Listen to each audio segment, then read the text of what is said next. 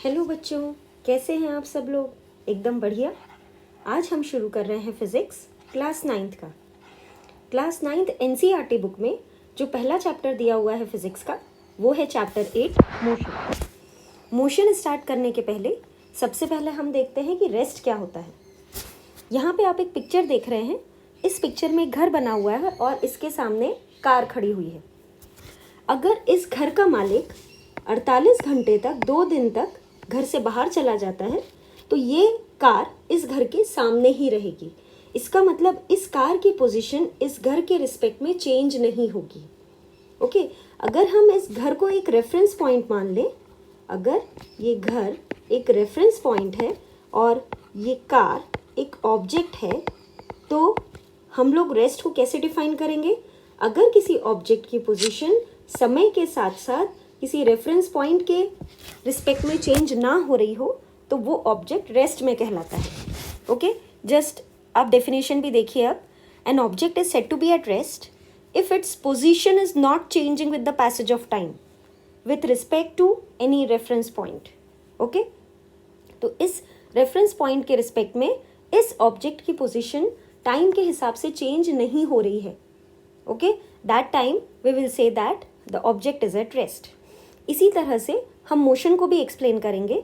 Motion को explain करने के लिए यहाँ पे आप एक दूसरा पिक्चर देखेंगे जिसमें यहाँ पे एक बिल्डिंग बनी हुई है और इस बिल्डिंग के सामने ये टैक्सी मूव कर रही है फ्रॉम राइट टू लेफ्ट।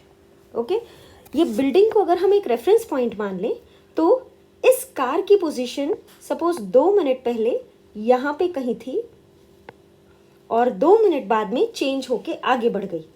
इसका मतलब समय के साथ साथ इस कार की पोजीशन चेंज हो गई with respect to this building, with respect to this reference point. तो हम ये कहेंगे कि ये कार जो है, ये टैक्सी जिस पे लिखा हुआ है, ये मोशन में है। ओके, अब हम मोशन की डेफिनेशन देख लेते हैं। An object is said to be at motion if its position is changing with the passage of time with respect to any reference point. तो यहाँ पे जो रेफरेंस पॉइंट है वो ये बिल्डिंग है। इस बिल्डिंग के रिस्पेक्ट में समय के साथ साथ जब इस कार की पोजीशन चेंज हो रही है तो हम ये कहेंगे कि ये कार मोशन में है।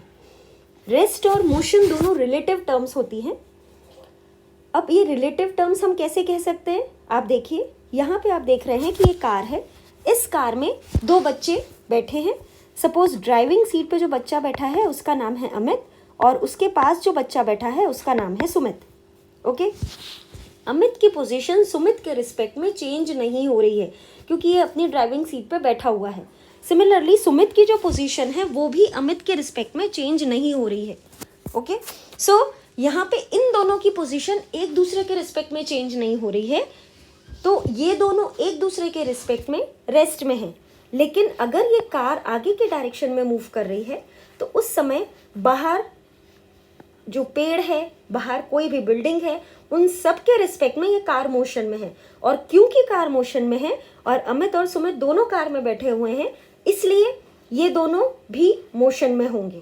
तो एक ही समय में अमित और सुमित स्टेट ऑफ रेस्ट में भी है और स्टेट ऑफ मोशन में भी है। इसमें इस चीज़ पे डिपेंड करता है कि हमने रेफरेंस पॉइंट क्या लिया है।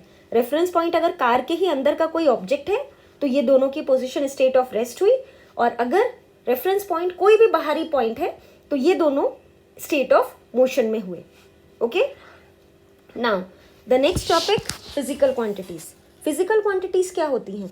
वो क्वांटिटीज जिन्हें हम डायरेक्टली या इनडायरेक्टली मेजर कर सकें, उन क्वांटिटीज को हम फिजिकल क्वांटिटीज कहते हैं। The quantities which can be measured directly और indirectly are called physical quantities. जैसे मैंने यहाँ पे आपको एक लाइन ड्रॉ करके दी, मैंने कहा आपको कि आप इसकी लेंथ फाइंड आउट करो। आप स्केल लेके आए और आपने फाइंड आउट करी, सपोज इसकी लेंथ है 4 सेंटीमीटर। ओके, तो आपने एक डायरेक्ट मेथड यूज करके इस AB लाइन की लेंथ फाइंड आउट करी। इसी तरह से हमारे पास में कई इनडायरेक्ट मेथड्स भी होती हैं जिससे हम किसी भी चीज़ की वैल्यू फाइंड आउट कर सकते हैं। तो वो क्वांटिटीज़ जिनको हम डायरेक्टली या इनडायरेक्टली मेजर कर सकते हैं वो क्वांटिटीज़ फिजिकल क्वांटिटीज़ कहलाती हैं। ठीक है, अब यहाँ पे आप ये देख रहे हैं कि हमने 4 सेंटीमीटर लिखा। ओके, यहाँ पे ये जो 4 है इसे हम मैग्नीट्यूड कहते हैं। ये जो 4 है ये मैग्नीट्यूड है और ये सेंटीमीटर जो है ये यूनिट है। Okay, so 4 is magnitude. अब यहाँ पे आप ये देखिए, जो फिजिकल क्वांटिटीज़ हैं वो स्केलर क्वांटिटीज़ होती हैं। ओके, कुछ फिजिकल क्वांटिटीज़ स्केलर क्वांटिटीज़ होती हैं। स्केलर क्वांटिटीज़ वो क्वांटिटीज़ होती हैं जिनको एक्सप्लेन करने के लिए, जिनको एक्सप्रेस करने के लिए सिर्फ मैग्नीट्यूड सफिशिएंट है।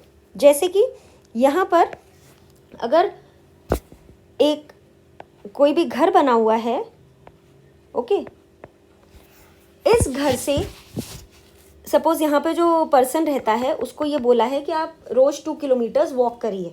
ओके, डॉक्टर ने उन्हें बोल दिया, तो ये पर्सन यहाँ से, इसको 2 किलोमीटर चलना है, वो 2 किलोमीटर इस डायरेक्शन में भी चल सकता है, वो 2 किलोमीटर इस डायरेक्शन में भी चल सकता है, वो 2 किलोमीटर इस डायरेक्शन में भी चल सकता है। तो उसके घर से निकलने वाले सभी रास्तों पर कोई भी रास्ता वो चूज़ कर ले और उनमें से कोई भी रास्ता चूज़ करके वो 2 किलोमीटर उन रास्तों पर चल सकता है।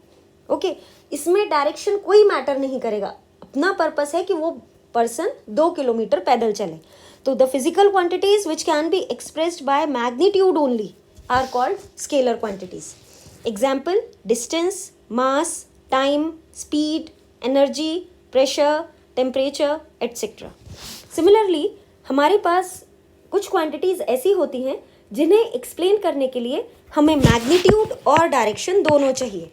सपोज हम उसी बंदे को इमेजिन करते हैं फिर से, यहाँ पे उसका घर है, अब उसको सपोज शाम को पेट्रोल भराने जाना है, उसके घर से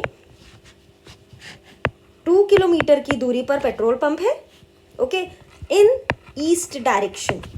ओके, यहाँ पर पेट्रोल पंप है। ओके, तो अगर उसे पेट्रोल पंप जाना है तो अपने घर से ईस्ट डायरेक्शन में 2 किलोमीटर जब वो चलेगा तब वो पेट्रोल पंप पहुंच जाएगा। यहाँ पे वो इस डायरेक्शन में जाएगा तो पेट्रोल पंप नहीं आएगा, शायद कुछ और आ जाए लेकिन पेट्रोल पंप नहीं आएगा। सिमिलरली वो किसी और डायरेक्शन में जाएगा, वहाँ पर भी पेट्रोल पंप नहीं आएगा। अगर उसे पेट्रोल पंप जाना है तो 2 किलोमीटर ईस्ट में ही जाना पड़ेगा। ओके, तो चिल्ड्रन अभी हम क्लास 9th के ही टॉपिक्स यहाँ पे कंटिन्यू करेंगे। आप लोग इस चैनल को ज्वाइन रखिए, अपने डाउट्स क्लियर करते जाइए, और जो भी आपके कमेंट्स हों, जो भी डाउट्स हों, और अगर डिफरेंट डाउट्स हैं तो मुझे भेजते जाइए, मैं आपके डाउट्स क्लियर करूँगी। Okay, thank you.